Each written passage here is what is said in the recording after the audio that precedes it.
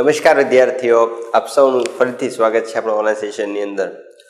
આપ સૌ જાણો છો આપણે ધોરણ 9ના ફિઝિક્સ વિષયની અંદર અભ્યાસ કરી રહ્યા છીએ। ભૌતિક વિજ્ઞાનમાં પ્રકરણ નંબર 8 કે જેનું નામ છે ગતિ અને પ્રકરણ નંબર 9 કે જેનું નામ છે બળ અને ગતિના નિયમો, એ ચેપ્ટર આપણે સ્ટાર્ટ કરીએ છીએ। અને લાસ્ટ લેક્ચરોની અંદર આપણે ભણ્યા હતા કે બળથી કેવી કેવી અસર થાય છે, ઘર્ષણ બળ શું છે અને ઘર્ષણ બળની કેવી અસર થાય છે, અને ત્યારબાદ આપણે અભ્યાસ કર્યો હતો ગેલિલિયોનો પ્રયોગ અને ગેલિલિયોના પ્રયોગના ફલિતાર્થ શું છે એનો અભ્યાસ કર્યો હતો। આજના લેક્ચરની અંદર આપણે અભ્યાસ કરવાનો છે ન્યૂટનની ગતિનો પ્રથમ નિયમ। પ્રસ્તુત ચેપ્ટર એટલે કે આ જે ચેપ્ટર છે આ ચેપ્ટરની અંદર આપણે ટોટલ ન્યૂટનની ગતિના 3 નિયમો, પહેલો નિયમ, બીજો નિયમ અને ત્રીજો નિયમ, અને સાથે સાથે વેગમાન સંરક્ષણનો નિયમ, એમ ટોટલ 4 નિયમનો અભ્યાસ કરવાનો છે। આ 4 નિયમનો અભ્યાસ પૂર્ણ થઈ જાય એટલે ચેપ્ટર પણ પૂર્ણ થઈ જશે। ઓકે, આગળ સ્ટાર્ટ કરતા પહેલા થોડું ઘણું રિવાઇઝ કરી લઈએ। તો સૌથી પહેલા તો આપણે અભ્યાસ કર્યો હતો કે ભાઈ બળ શું છે। બળ શું છે? તો કે બળ એ એક બાહ્ય અસર છે કે જેના દ્વારા બળ એ એક બાહ્ય અસર છે કે જેના દ્વારા કોઈ પણ પદાર્થની ગતિમાન અવસ્થામાં છે એ ફેરફાર થઈ શકે છે। હવે બળના મુખ્યત્વે 2 પ્રકાર છે, એક તો સંતુલિત બળ અને બીજું અસંતુલિત બળ। ખરેખર તો બળના મુખ્યત્વે 2 પ્રકાર આવી રીતે આવે, સંપર્ક બળ અને ક્ષેત્ર બળ। સંપર્ક બળ એટલે જ્યારે કોઈ પણ પદાર્થના સંપર્કમાં રહીને એ પદાર્થ પર અસર થાય તો તેને સંપર્ક બળના નામે ઓળખવામાં આવે છે। અને ક્ષેત્ર બળ શું છે? જ્યારે કોઈ પદાર્થના સંપર્કમાં આવ્યા સિવાય તેના પર જો અસર લાગે તો તેને કહેવામાં આવે છે ક્ષેત્ર બળ। હવે સંપર્ક બળ અને ક્ષેત્ર બળમાં તફાવત શું છે એ સમજી લઈએ। તો સંપર્ક બળ જે છે, ઉદાહરણ તરીકે મારે બોર્ડ ઉપર બળ લગાડવું છે તો હું બોર્ડને પ્રેસ કરીશ એટલે કે ધક્કો લગાવીશ તો અહીંયા આગળ મારા વડે બોર્ડ પર લાગતું બળ સંપર્ક બળ છે।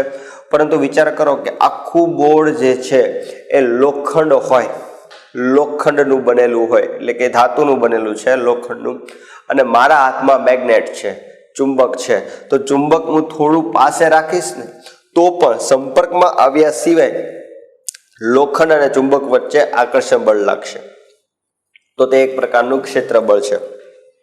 આ માર્કર છે, આ માર્કરને જો મૂકી દેવામાં આવે તો ગુરુત્વાકર્ષણ બળ વચ્ચે હવા છે, સંપર્ક નથી છતાં તેના તરફ આકર્ષાય છે, તો આ એક છે ક્ષેત્ર બળનું ઉદાહરણ, બરોબર છે। પરંતુ આપણી ટેક્સ્ટ બુકની અંદર સંપર્ક બળના 2 પ્રકાર એટલે કે સંતુલિત બળ અને અસંતુલિત બળ આપવામાં આવ્યા છે। કોને કહેવાય સંતુલિત બળ અને કોને કહેવાય અસંતુલિત બળ? જે બળની પરિણામી અસર 0 હોય તો તેવા બળને આપણે સંતુલિત બળના નામે ઓળખીએ છીએ, પરંતુ જે બળની પરિણામી અસર 0 હોતી નથી તો તેવા બળને કહેવામાં આવે છે અસંતુલિત બળ, બરોબર છે। ત્યારબાદ આપણે અભ્યાસ કર્યો હતો ઘર્ષણ બળ વિશે। વ્યાખ્યા યાદ કરી દઉં તો જ્યારે કોઈ પણ પદાર્થ કોઈ પણ સપાટીના સંપર્કમાં રહીને ગતિ કરતો હોય, ઉદાહરણ તરીકે આ માર્કર એક પદાર્થ છે, આ સપાટી છે, તો માર્કર સપાટીના સંપર્કમાં રહીને ગતિ કરે છે તો માર્કરની ગતિ અવરોધાય છે। આ અવરોધક બળને ઘર્ષણ બળના નામે ઓળખવામાં આવે છે। ઘર્ષણ બળ 2 પ્રકારના છે, સ્થિત ઘર્ષણ બળ અને લોટણ ઘર્ષણ બળ। જ્યારે કોઈ પદાર્થ સરકતો હોય ત્યારે સ્થિત ઘર્ષણ બળ લાગે છે અને જ્યારે કોઈ પદાર્થ ગબડતો હોય ત્યારે લોટણ ઘર્ષણ બળ લાગે છે, એની આપણે ચર્ચા કરી હતી। ત્યારબાદ એક વૈજ્ઞાનિકનો ફાળો આવે છે કે જે વૈજ્ઞાનિકનું નામ છે એરિસ્ટોટલ। તો આપણે સમજીએ એરિસ્ટોટલ। એરિસ્ટોટલે પોતાનો ગતિ વિશે ખ્યાલ આપ્યો। એરિસ્ટોટલે એવું જણાવ્યું કે જો પદાર્થ સ્થિર હોય તો સ્થિર અવસ્થામાં રહે છે અને જો પદાર્થ અચળ વેગથી ગતિ કરતો હોય તો પદાર્થ પોતાની અચળ વેગી ગતિ ચાલુ રાખે છે। આ જે નિયમ છે એને નિયમનો ખ્યાલ જે છે એ કોણે આપ્યો હતો? એરિસ્ટોટલે આપ્યો હતો. એરિસ્ટોટલે ખ્યાલ આપ્યા બાદ ગેલેલિયોએ તેને પડકાર્યો, મતલબ ગેલેલિયોએ તેનું સમર્થન ન આપ્યું. ગેલેલિયોએ જણાવ્યું કે જો પદાર્થ સ્થિર હોય તો સ્થિર રહે, અચળ વેગી ગતિ કરતો હોય તો તેના ઉપર બાહ્ય બળ આપવાની કોઈ જરૂર નથી. એરિસ્ટોટલે જણાવ્યું કે બાહ્ય બળની જરૂર છે, જ્યારે ગેલેલિયોએ પ્રયોગ દ્વારા સાબિત કર્યું કે બાહ્ય બળની કોઈ આવશ્યકતા નથી. હવે તે પ્રયોગમાં શું હતું? તો કે બે ઢાળ હતા. એક ઢાળમાં લખોટીને ગબડાવી તો વેગમાં વધારો થાય છે, ઢાળ ચડાવો તો વેગમાં ઘટાડો થાય છે. ઘર્ષણ રહિતની સપાટી લ્યો તો વેગમાં કોઈ ફેરફાર થતો નથી. એક બાજુ ઢાળ રાખો, બીજી બાજુ સમાન ઢાળ રાખો તો સરખી ઊંચાઈ પ્રાપ્ત કરે છે. ધીમે ધીમે જેમ જેમ ઢાળ ઘટાડતા જઈએ તેમ તેમ અંતર જે છે લખોટીએ એક આપેલું અંતર વધી જાય છે, અને જો ઢાળ શૂન્ય કરી દેવામાં આવે તો લખોટી જે છે એ અચળ વેગથી ગતિ ચાલુ રાખે છે. તો આ પરથી આપણે એવું કહી શકાય કે બાહ્ય બળની કોઈ આવશ્યકતા નથી. આ ખ્યાલ આપ્યો એરિસ્ટોટલે. ત્યારબાદ આજે આપણે અભ્યાસ કરવાનો છે એની પછીનો ટોપિક કે આના પછી કયા વૈજ્ઞાનિકે શું સૂચન આપ્યું? તો આના પછી મિસ્ટર સર આઇઝેક ન્યૂટને પોતાનો ગતિનો પહેલો નિયમ આપ્યો. તો ન્યૂટનની ગતિનો પહેલો એટલે કે પ્રથમ નિયમ આજે આપણે ભણવાનું છે ફક્ત ને ફક્ત ન્યૂટનની ગતિનો પહેલો નિયમ. ન્યૂટને જણાવ્યું કે કોઈ પણ પદાર્થ પર ગતિની અવસ્થા બદલવા માટે અસંતુલિત બાહ્ય બળ આવશ્યક છે. ગતિની અવસ્થા, કોઈ પણ પદાર્થની ગતિની અવસ્થા જો બદલવી હશે તો તેના પર કેવું બળ લાગવું જોઈએ છે? અસંતુલિત બળ. ઓકે, આ અસંતુલિત બળ ઉપરથી એક યાદ આવે છે ટોપિક કે ભાઈ કોઈ પણ પદાર્થ પર બળ લાગે તો તેની અસર કઈ કઈ થાય? તો પદાર્થની પર બળ લાગે, ઉદાહરણ તરીકે આ માર્કર છે, આ માર્કર ઉપર બળ કેટલી રીતે લગાડી શકું અને આ માર્કર ઉપર કઈ રીતે ફેરફાર થાય? તો પહેલું, જો આ માર્કરને આમ બળ લગાડવામાં આવે તો માર્કરના સ્થાનમાં ફેરફાર થશે, મતલબ સ્થાનાંતર થશે. બીજું, માર્કર સ્થિર અવસ્થામાંથી ગતિમાન અવસ્થામાં આવશે, મતલબ ગતિની અવસ્થા બદલાશે. કદાચ માર્કર કહો કે ફેંકી હશે તો હું કેચ કરીશ તો ગતિની અવસ્થા જે છે એ પહેલાં કેવું હતું? સ્થિરમાંથી ગતિમાં આવશે, પછી ગતિમાંથી કેવું થઈ જશે? સ્થિર થઈ જશે. બીજું, અચળ વેગથી ગતિ કરતો હોય અને થોડી બ્રેક લગાવવામાં આવે તો વેગમાં ફેરફાર પણ થાય. અને જો બંને બાજુથી સમાન બળ એટલે કે સંતુલિત બળ આપવામાં આવે તો તેને આકારમાં પણ ફેરફાર થાય છે, એટલા ફેરફાર થઈ શકે છે. તો ન્યૂટને શું જણાવ્યું? ન્યૂટન નામના વૈજ્ઞાનિકે જણાવ્યું કે પદાર્થની ગતિની અવસ્થા બદલવા માટે, ગતિની અવસ્થા કેટલી છે? તો ગતિની અવસ્થા જે છે એ બે છે. કઈ? તો કહેવાનું, એક તો સ્થિર અવસ્થા છે અને બીજી જે છે એ ગતિમાન અવસ્થા છે. મતલબ જો ગતિમાન અવસ્થાને સ્થિર અવસ્થામાં ફેરવવું હોય કે સ્થિર અવસ્થાને ગતિમાન અવસ્થામાં ફેરવવું હોય તો શેની જરૂર પડે છે? અસંતુલિત બાહ્ય બળની. બરોબર છે. પરંતુ તમે આ વ્યાખ્યા આ રીતે પણ આપી શકો, જ્યાં સુધી કોઈ પદાર્થ પર અસંતુલિત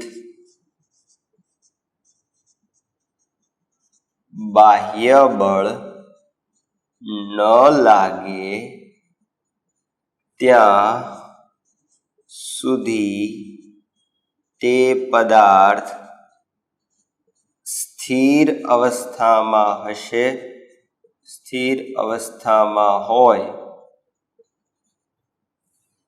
તો તે સ્થિર અવસ્થામાં રહે છે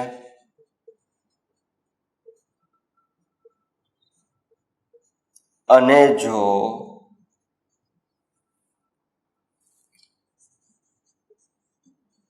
અચળ વેગી ગતિ કરતો હોય તો તેની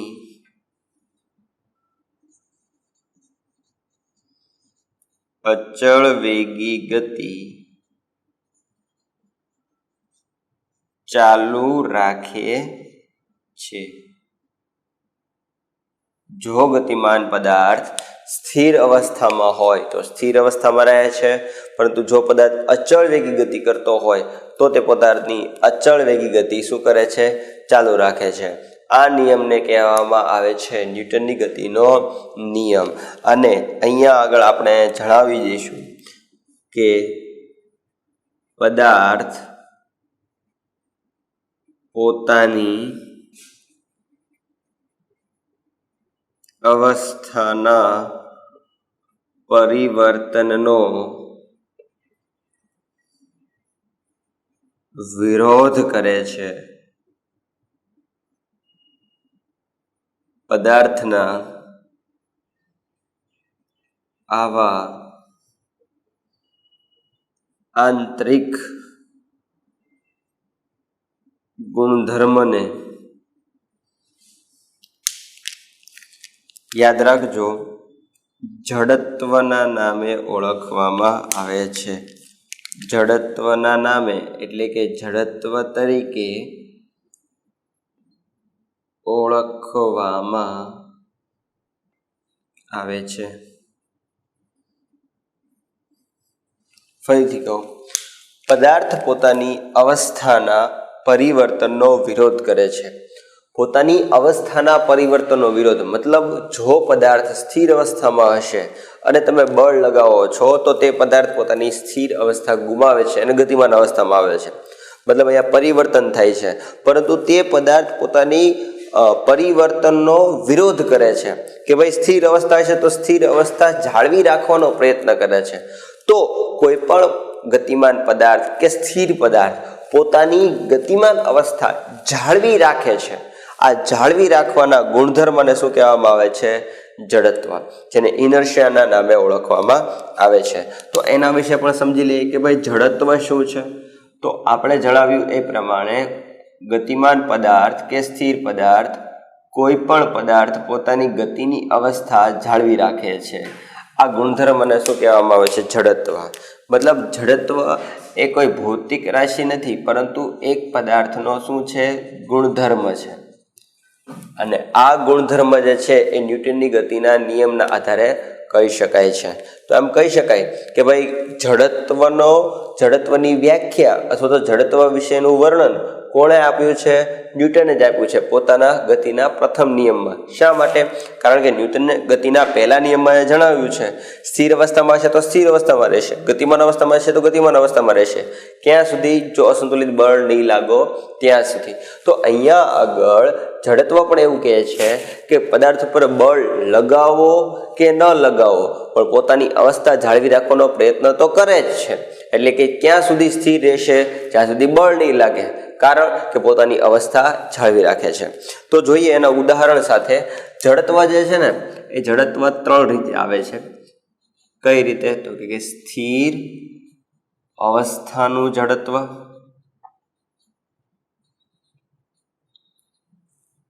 બીજું જે છે એ છે ગતિમાન અવસ્થાનું જડત્વ, ત્રીજું જે છે એ દિશામાનું જડત્વ. તો આવા જુદા જુદા 3 જડત્વ સમજવાના છે.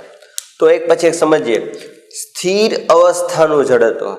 કોઈ પણ પદાર્થ સ્થિર અવસ્થામાં હશે તો તે સ્થિર અવસ્થા જાળવી રાખશે. તો આવા જડત્વને કહેવાય સ્થિર અવસ્થાનું જડત્વ. તો આપણે લખીએ કે ભાઈ સ્થિર અવસ્થા હોય તો સ્થિર અવસ્થા જાળવી રાખે છે, એનું જડત્વ હોય તો એને કહેવાય સ્થિર અવસ્થાનું જડત્વ.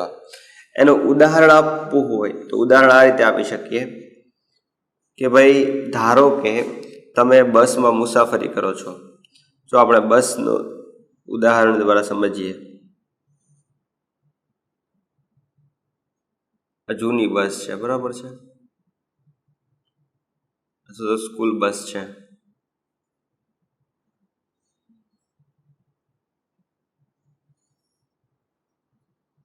બરાબર, અહીંયા ડ્રાઈવરની સીટ ને એવું બધું છે. અહીંયા આગળ આવી રીતે પેસેન્જર છે. ઉદાહરણ તરીકે અહીંયા આગળ જે સીટ છે ત્યાં આગળ તમે બેઠા છો, બરાબર છે. હવે સમજો કે ભાઈ બસ જે છે એ અત્યારે સ્થિર છે, તમે પણ સ્થિર હશો, બસ પણ સ્થિર છે. પરંતુ જેવી બસ આગળ ચાલવાનો પ્રયત્ન કરે છે એવું તમને ધક્કો લાગે છે પાછળની તરફ. એટલે આવી રીતે તમે બસના કારણે આગળ તરફ જશો, પરંતુ તમારું શરીરને ધક્કો લાગે છે પાછળની તરફ. આવું શા માટે થાય છે?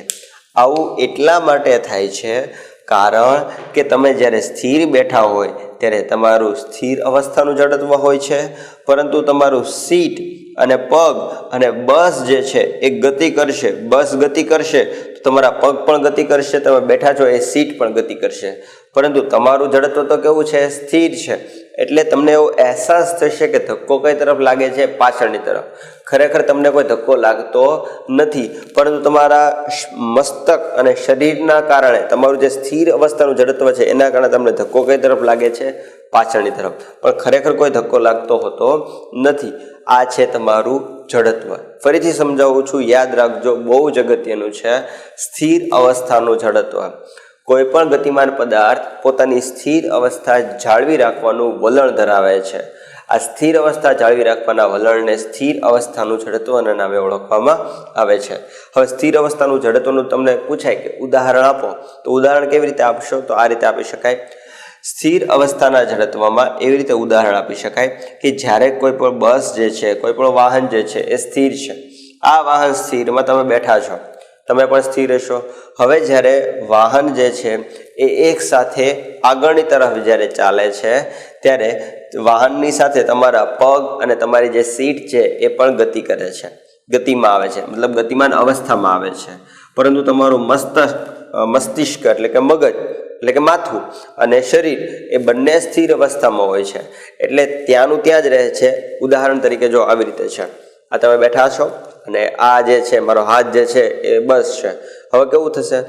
જેવું આગળ હલશે એટલે તમને આમ લાગશે. જો ખરેખર પોતાની અવસ્થા જે છે એ માર્કરે જાળવી જ રાખી. જો આમ એટલે તમને ધક્કો કઈ તરફ લાગે? પાછળની તરફ લાગતો હોય એવું અહેસાસ થાય. ખરેખર પાછળની તરફ કોઈ ધક્કો લાગતો હોતો નથી. બીજું અવસ્થાનું જડત્વ છે જે ગતિમાન અવસ્થાનું જડત્વ છે. હવે ગતિમાન અવસ્થાનું જડત્વ એટલે શું? કોઈ પણ ગતિમાન પદાર્થ જે છે એ પોતાની ગતિ જે છે એ જાળવી રાખવાનું વલણ ધરાવે છે. મતલબ ગતિમાં હશે તો પોતાની ગતિમાન અવસ્થા જાળવી રાખશે. તો એ વલણને કહેવામાં આવે છે ગતિમાન અવસ્થાનું વલણ. અને ગતિમાન અવસ્થાનું વલણ જે છે એનું ઉદાહરણ સમજીએ તો ઉદાહરણ નંબર 2. શેની માટે? તો ગતિમાન અવસ્થાનું જડત્વ માટે. સમજો, આ બસનું ઉદાહરણ લઈએ કે ભાઈ આ જ બસ છે. એ બસ પહેલા સ્થિર હતી, હવે બસ જે છે એ ગતિમાં આવે છે. પહેલા બસ સ્થિર હતી, હવે બસ જે છે એ ગતિમાં આવે છે.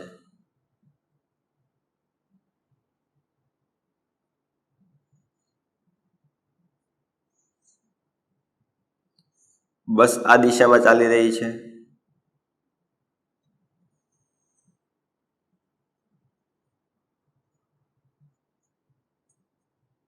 તમે પણ આ દિશામાં ચાલી રહ્યા હશો. તમારું શરીર પણ એ દિશામાં ગતિ કરી રહેશે. હવે વિચાર કરજો, થાય છે કેવું કે જ્યારે ડ્રાઈવર ઓચિંતાનો બ્રેક લગાવે, જ્યારે ડ્રાઈવર ઓચિંતાનો શું લગાવે? બ્રેક લગાવે. બ્રેક લગાવે પરંતુ તમારું શરીર અને તમારા બધા જ અંદરના દ્રવ્યો જે છે એ બધા ગતિમાં હશે. મતલબ તમારું શરીર પોતે કેવું હશે? ગતિમાં હશે. બસે પહેલા ગતિમાં હતી, પરંતુ બસ હવે ઊભી રહે છે, મતલબ ઓચિંતાની બ્રેક લાગે છે. તો થશે કેવું? જ્યારે આ માર્કર એ તમારું શરીર અને મારી હથેળી એ બસ જ્યારે ગતિ કરતા હોય ત્યારે બધા એક સાથે ગતિ કરે છે આવી રીતે. પરંતુ જેવી બ્રેક લાગે એટલે તમને કઈ તરફ ધક્કો લાગતો એવું લાગે? પાછળની તરફ, આગળની તરફ. કારણ કે અહીંયા આગળ તમારું શરીર જે છે એ કઈ તરફ ગતિ કરે છે? આગળની તરફ. હવે વિચાર કરો, આપણે બસની અંદર બેઠા હોય તો આપણને ખ્યાલ છે કે આગળની તરફ પાછી સીટ હોય અને સીટની ઉપર હેન્ડલ હોય પકડવા માટેનું. હવે વિચાર કરો, આપણને ખબર ન હોય ને ઓચિંતાની બ્રેક લાગી, આપણે ક્યાં અથડાઈએ? આગળની તરફ, અને આપણા માથાની અંદર ઈજા પણ થાય. તો એ ન થાય એટલા માટે, સેફટી માટે આપણા કોઈ પણ વાહનની અંદર સુરક્ષા બેલ્ટ એટલે કે સેફટી બેલ્ટ હોય છે. હવે સેફટી બેલ્ટ શું કામ કરે? તો સેફટી બેલ્ટ જે છે એ ઓચિંતા તમને જો બ્રેક લગાડવામાં આવે વાહનને, બરોબર છે, તો બેલ્ટ જે છે તમને પકડી રાખે છે, જેના કારણે તમારું શરીર આગળની તરફ જતું નથી અને તમને કોઈ ઈજા થાય નહીં. બરાબર છે. તો આ સેફટી બેલ્ટ શા માટે રાખવામાં આવે છે? કારણ કે ગતિમાન અવસ્થાનું જડત્વ જે છે એ એક સાથે સ્થિર અવસ્થાનું જડત્વ થઈ શકતું નથી. એટલા માટે જ આપણે શરૂ ગાડીએ અથવા તો શરૂ બસમાં ઘણા બધા મૂવીમાં જોયું હશે કે ભાઈ શરૂ બસમાં હીરો જે છે એ ઓચિંતાનો ઉતરી જાય છે, આપણે ઉતરાય નહીં. હવે કેવું થશે? જસ્ટ ઇમેજિન કે તમે બસમાં છો અને બસમાંથી કૂદકો લગાવો છો જમીન ઉપર. હવે થાય કેવું કે તમે જ્યારે બસમાં હશો ત્યારે બસ ચાલતી હશે. હવે શરૂ બસે એટલે કે જે ચાલતી બસ છે એ ચાલતી બસમાં તમારો શરીરનું જડત્વ પણ કેવું હશે? ગતિમાં જડત્વ હશે. જેવું તમે કૂદકો લગાવો છો, જમીન ઉપર થાવ છો, ત્યારે જમીન જે છે એ પગના સંપર્કમાં આવે છે, એટલે પગ જે છે એ જમીન સાથે સીધા જ કેવા થઈ જાય છે? સ્થિર થઈ જાય છે. પરંતુ તમારું જે શરીર છે એ ગતિમાન અવસ્થાના જડત્વમાં જ છે. આથી તમારું શરીર કઈ તરફ નમશે? આગળની તરફ. એટલે તમને ગલોટિયા લાગી જશે. તો એટલા માટે આપણે શરૂ બસથી ઉતરવું પણ ન જોઈએ અને ચાલુ બસમાં ચડવું પણ ન જોઈએ. તમને એમ થાય કે સર આપણે હીરો છીએ, આમ બસ જાય છે, સીધો કૂદકો લગાવીએ તો શું થાય? જો તમે સીધો કૂદકો લગાવો ને તો પણ તમે પાછા જ પડો. કારણ કે અહીંયા આગળ કેવું થાય? બસ શરૂ છે, સમજો, બસ ચાલુ છે, બસ ચાલે છે આગળની તરફ અને તમે એમાં કૂદકો લગાવો છો. તમારું જડત્વ કેવું છે? સ્થિર છે. અને બસનું જડત્વ કેવું છે? કોઈ એક દિશામાં ગતિમાન જડત્વ છે. જેવો કૂદકો લગાવશો તો બંને જડત્વ જે છે એ મિસમેચ થશે, જેના કારણે તમારું શરીર તો સ્થિર જ રહેશે, એટલે તમે પાછળની તરફ જશો અને બસ કઈ તરફ જશે? આગળની તરફ. મતલબ બસમાંથી પડી જશો અથવા તો તમને વાગશે. આથી આપણે શરૂ બસે ઉતરવું પણ ન જોઈએ અને ચડવું પણ ન જોઈએ. શા માટે? જડત્વના કારણે, ઇનર્શિયાના કારણે. હવે આ બહુ અગત્યનું છે, દિશાનું જડત્વ. દિશાનું જડત્વ શું છે? તો કોઈ પણ ગતિમાન પદાર્થ જે છે એ પોતાની દિશા જે છે એ દિશા જાળવી રાખે છે. હવે તમે આવો અહેસાસ કર્યો હશે જ્યારે પણ બસમાં બેઠા હશો અથવા તો તમે કોઈ પણ વાહનમાં બેઠા હશો, જ્યારે કોઈ પણ ડ્રાઈવર સુરેખ પથ પર ગતિ કરે છે, એટલે કે સીધા રસ્તા ઉપર ગતિ કરે છે અને ઓચિંતા કોઈ પણ દિશા બદલાવે છે, કોઈ પણ ટર્ન લે છે, વળાંક લે છે, તો તમે જોયું હશે કે જો ડ્રાઈવર જમણી બાજુ વળાંક લે તો આપણને ધક્કો લાગે ડાબી બાજુએ, પરંતુ જો તે ડ્રાઈવર ડાબી બાજુ વળાંક લે તો આપણને ધક્કો લાગે જમણી બાજુ. આવું શા માટે થાય છે? આવું પણ જડત્વના કારણે થાય છે. અને કયું જડત્વ છે? દિશામાંનું જડત્વ. હવે સમજાવીએ દિશામાંનું જડત્વ કઈ રીતે કામ કરે છે. ઉદાહરણ તરીકે તમે સુરેખ પથ ઉપર જાઓ છો, સીધા રસ્તા ઉપર જાઓ છો, તો તમારું જડત્વ જે છે એ સીધી રેખામાં હશે ને ગતિમાં હશે. જેવો ડ્રાઈવર વળાંક લે છે, જમણી તરફ વળાંક લે છે, પરંતુ તમારું શરીર તો સીધું જવા પ્રેરાયેલું છે, તો થશે કેવું કે બસ ડાબી બાજુ જમણી બાજુ વળે છે અને તમે જાઓ છો સીધા, એટલે તમને એવો અહેસાસ થાય કે ધક્કો કઈ તરફ લાગે છે? ડાબી તરફ. ખરેખર ડાબી તરફ ધક્કો નથી લાગતો, પરંતુ તમે સુરેખ પથ ઉપર જાઓ છો અને બસ જે છે એ જમણી તરફ જાય છે. આવું જ થાય ડાબી બાજુ વળાંક લે ત્યારે.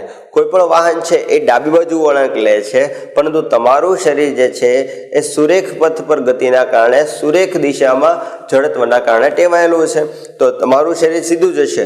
આપણે ધક્કો કઈ તરફ લાગવો એવો અહેસાસ થાય, જમણી તરફ લાગતો હોય એવો અહેસાસ થાય જ્યારે વાહન ડાબી બાજુ ફરે છે.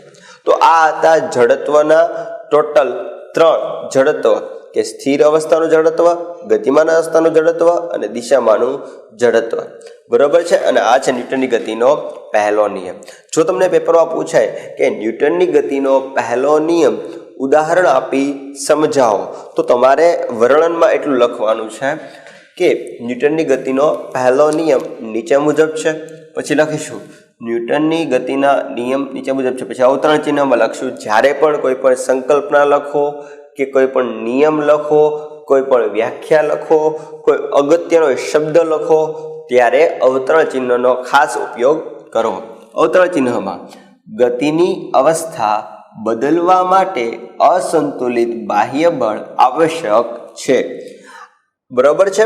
પછી લખવાનું અથવા તમે બે વ્યાખ્યામાંથી કોઈ પણ એક વ્યાખ્યા પણ લખી શકો. તમે ઉપરની વ્યાખ્યા લખો તો પણ સાચી પડશે, નીચેની વ્યાખ્યા લખો તો પણ સાચી પડશે. જ્યાં સુધી કોઈ પદાર્થ પર અસંતુલિત બાહ્ય બળ ન લાગે ત્યાં સુધી તે પદાર્થ સ્થિર અવસ્થામાં હોય તો તે સ્થિર અવસ્થામાં રહે છે, અને જો અચળ વેગી ગતિ કરતો હોય, પૂછાઈ ગયું છે, અચળ વેગથી ગતિ કરતો હોય તો તે અચળ વેગી ગતિ ચાલુ રાખે છે. આ નિયમને ન્યૂટનની ગતિનો પ્રથમ નિયમ કહે છે. પછી નીચે લખવાનું પદાર્થ પોતાની અવસ્થાના પરિવર્તનનો વિરોધ કરે છે. આ આંતરિક ગુણધર્મને જડત્વ કહે છે. જડત્વ ત્રણ પ્રકારનું હોય છે. સ્થિર અવસ્થાનું પણ જડત્વ હોય છે, ગતિમાન અવસ્થાનું પણ જડત્વ હોય છે, અને દિશામાનનું પણ જડત્વ હોય છે. પછી આ જ નિયમમાં લખવાનું છે ઉદાહરણ તરીકે. જો અહીંયા આગળ તમે દર્શાવ્યું કે ભાઈ સ્થિર હશે તો સ્થિર રહેશે, ગતિમાં હશે તો ગતિમાન અવસ્થામાં ચાલુ રાખશે. પરંતુ સ્થિર અવસ્થા અને ગતિમાન અવસ્થા છે શું, એના વિશે ચર્ચા કરવી હોય તો તમારે ઉદાહરણ લખવાનું. ધારો કે તમારે ઉદાહરણ જ્યારે પણ આપો છો ત્યારે લખીશું, ધારો કે તમે કોઈ પણ વાહનમાં જઈ રહ્યા છો, વાહન સ્થિર છે ત્યારે તમે પણ સ્થિર હશો, પરંતુ જેવું વાહન ચાલવાનું શરૂ કરે છે ત્યારે વાહન ગતિમાન અવસ્થામાં આવે છે, પરંતુ તમારું શરીર જે છે એ સ્થિર અવસ્થાના જડત્વમાં હશે. આથી ધક્કો તમને પાછળની તરફ લાગે છે. આ જે ઉદાહરણ છે એ સ્થિર અવસ્થાનું ઉદાહરણ છે. અથવા તો તમે એમ પણ કહી શકો કે કોઈ એક લખોટી છે, લખોટી ઉપર જ્યાં સુધી બળ નહીં લગાવો ત્યાં સુધી તે લખોટી જે છે એ લખોટી સ્થિર હશે તો સ્થિર અવસ્થામાં રહેશે. હવે બીજું ગતિમાન અવસ્થાનું ઉદાહરણ દેવું હોય તો કેવી રીતે દઈ શકાય? ગતિમાન અવસ્થાનું ઉદાહરણ દેવું હોય તો એમ કહી શકાય કે ભાઈ કોઈ પણ પદાર્થ અચળ વેગથી જ્યારે ગતિ કરે છે, અચળ વેગથી ગતિ કરવું એટલે શું? પ્રકરણ 8 ની અંદર મેં તમને સમજાવ્યું છે. અચળ વેગથી ગતિ કરવું એટલે સુરેખ પથ પર અચળ ઝડપથી ગતિ કરવું. ઓકે, કોઈ પણ વાહન જે છે એ સુરેખ પથ પર એટલે સીધા રસ્તા ઉપર અચળ ઝડપે ગતિ કરે છે. તો જ્યારે કોઈ પણ પદાર્થ અચળ વેગથી ગતિ કરતો હોય અને ઓચિંતા જો બ્રેક લાગે એટલે કે એના ઉપર બાહ્ય બળ લાગે તો પોતાની અવસ્થા જે છે એ અવસ્થા બદલે છે. એટલે સ્થિર અવસ્થામાંથી ગતિમાન અવસ્થામાંથી સ્થિર અવસ્થા કરવાનો પ્રયત્ન કરે છે, પણ ધક્કો કઈ તરફ લાગે છે? આગળની તરફ. તો અથડાઈ જવાનો ભય રહે છે. તો આ હતા ન્યૂટનની ગતિનો પહેલો નિયમ. અને જડત્વ જ્યારે તમને પૂછાય કે જડત્વ વિશે સમજાવો, બરોબર છે, 3 માર્કમાં પૂછાય તો જડત્વની પહેલા વ્યાખ્યા લખવાની કે પદાર્થ પોતાની અવસ્થા, કઈ અવસ્થા? ગતિમાન અવસ્થા. પદાર્થ પોતાની ગતિમાન અવસ્થા જાળવી રાખવાનું વલણ ધરાવે છે. આ અવસ્થા જાળવી રાખવાના વલણને જડત્વના નામે ઓળખવામાં આવે છે. જડત્વ જે છે એ પદાર્થનું 3 પ્રકારના હોય છે. એક સ્થિર અવસ્થાનું જડત્વ, ગતિમાન અવસ્થાનું જડત્વ અને દિશામાનું જડત્વ. બરોબર છે. અને એના દરેકના ઉદાહરણ આપણે દર્શાવવાના છે. આકૃતિ દોરવાની નથી, પરંતુ એના વિશે આપણે વર્ણન કરવાનું છે, જે સમજાવ્યું એ પ્રમાણે. બરોબર છે. થોડો સમય આપું છું, બોર્ડ વર્ક લખી લેજો. ન્યૂટનની ગતિના નિયમો તો આપણે જોયો, પહેલો નિયમ, અને જડત્વ તો જોયું, પરંતુ હવે આપણે વ્યવહારુ ઉદાહરણ જોઈએ જે તમારે ટેક્સ્ટબુકની અંદર આપેલા છે. તો ન્યૂટનની ગતિના પ્રથમ નિયમના આધારિત ઉદાહરણો. ન્યૂટનની ગતિના પ્રથમ નિયમ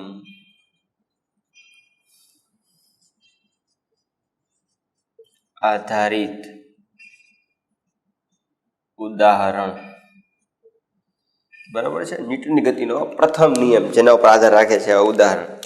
તો ન્યૂટનની ગતિનો પ્રથમ નિયમ આધાર રાખે છે કેરમની રમતમાં. કેરમની રમતમાં કેવી રીતે હોય છે તો આપણે જાણીએ છીએ સૌ કે કેરમની રમતમાં 2 રંગની કુકરી હોય છે, કાળા રંગની અને સફેદ રંગની. તો આ બંને કુકરીને 4 ખૂણા જે છે એ 4 ખૂણામાં આપણે દૂર કરવાનો પ્રયત્ન કરવાનો છે. હવે કેવી રીતે કરવાનું છે? સીધું અડાડીને નહીં, પરંતુ એક સ્ટ્રાઇકર હોય છે. એ સ્ટ્રાઇકરથી યોગ્ય રીતે આઘાત લગાડીને, બળ લગાડીને આપણે આ પ્રયત્ન કરવાનો છે.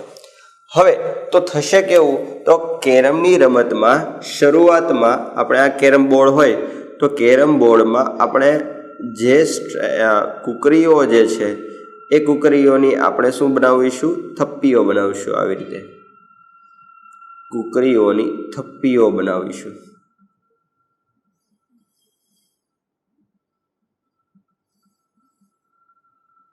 બરોબર છે. હવે આ કુકરીઓની થપ્પીને જો આપણે સ્ટ્રાઇકર વડે બળ લગાડીએ, એટલે કે આ કુકરીઓ ઉપર ખૂબ જોરથી, ખૂબ વધારે પ્રવેગથી જો બળ લગાડવામાં આવે તો આ જે સ્ટ્રાઇકર છે એ સ્ટ્રાઇકર નીચેની કુકરી ઉપર બળ લગાડશે અને થોડા સમય પછી શું થશે તો એ આકૃતિ પણ જોઈએ. થોડા સમય પછી આ જ વસ્તુ જે છે એ કંઈક આવી રીતે જોવા મળશે.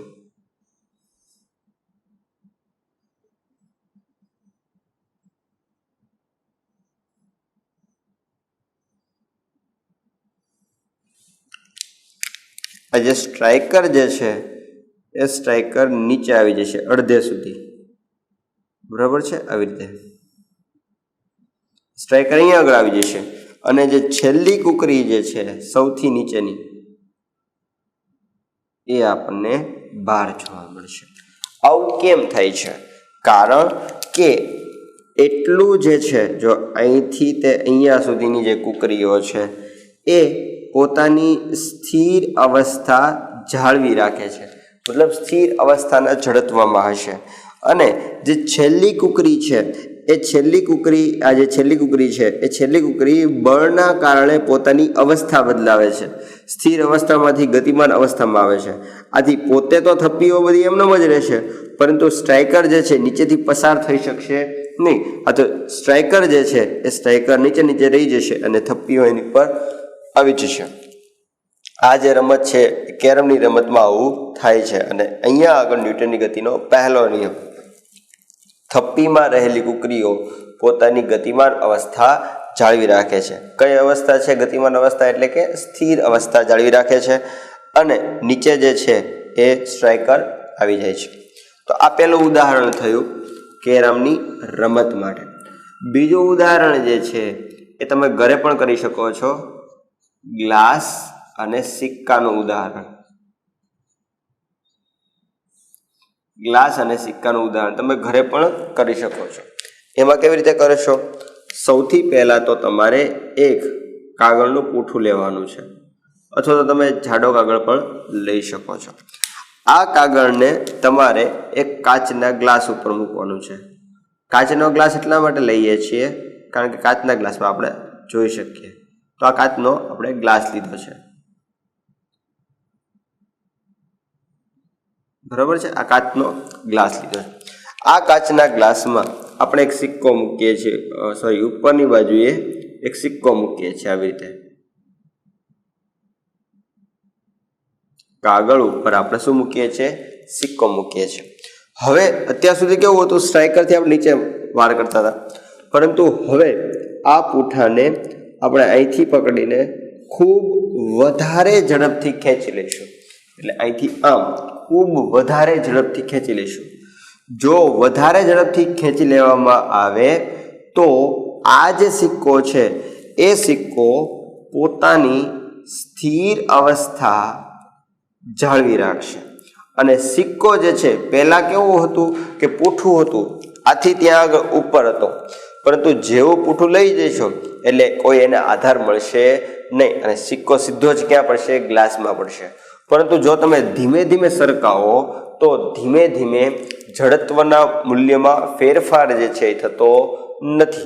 એટલે કે જે સ્થિર હોય તો એ સ્થિર અવસ્થામાંથી ધીમે ધીમે ફેરવો તો એ ગતિમાન અવસ્થામાં ધીમે ધીમે આવે, તો એમાં કોઈ ફેર નહીં પડે. એટલે સિક્કો જે છે એ ગ્લાસમાં પડશે નહીં, પણ ખૂબ વધારે ઝડપથી બળ લગાડવામાં આવે તો એ પોતાની અવસ્થા જાળવી રાખીને ક્યાં આગળ પડશે?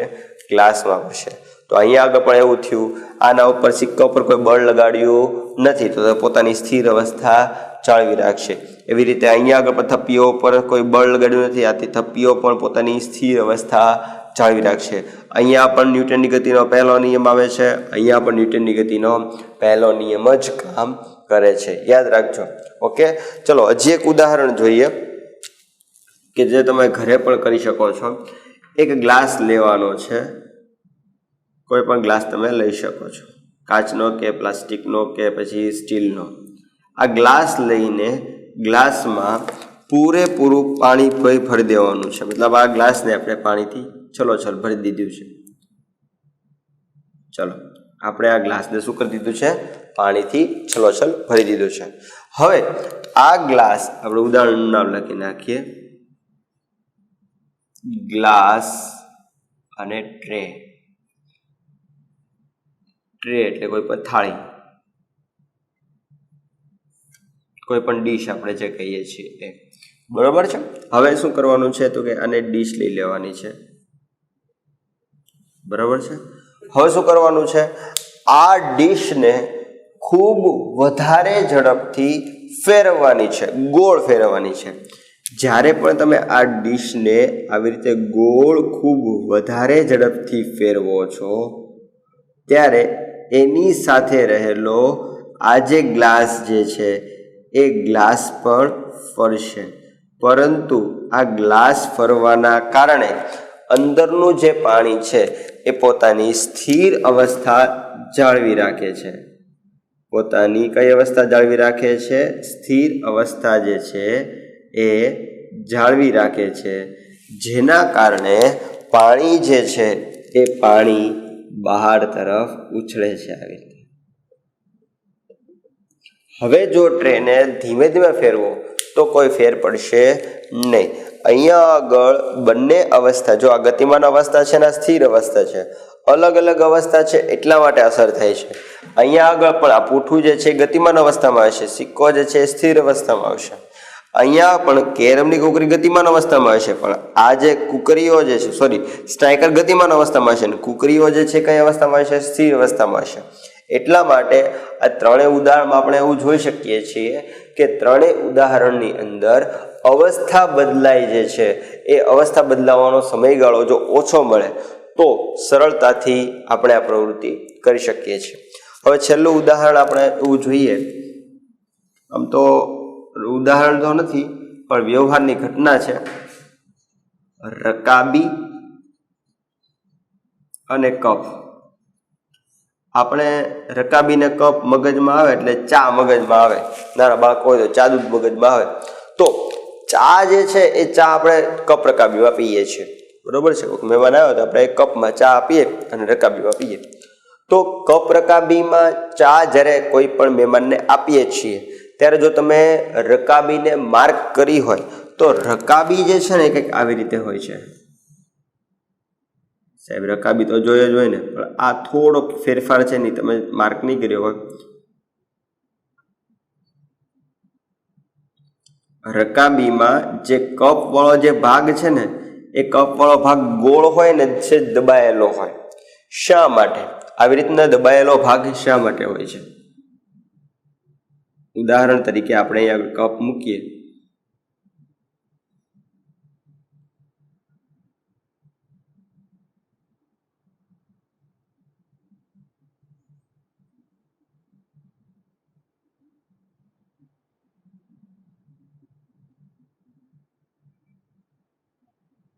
આ કપ આપણે મૂક્યો, બરોબર છે.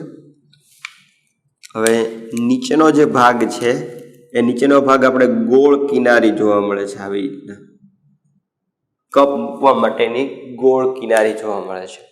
આવું શા માટે થાય છે? શા માટે ગોળ કિનારી રાખવામાં આવે છે?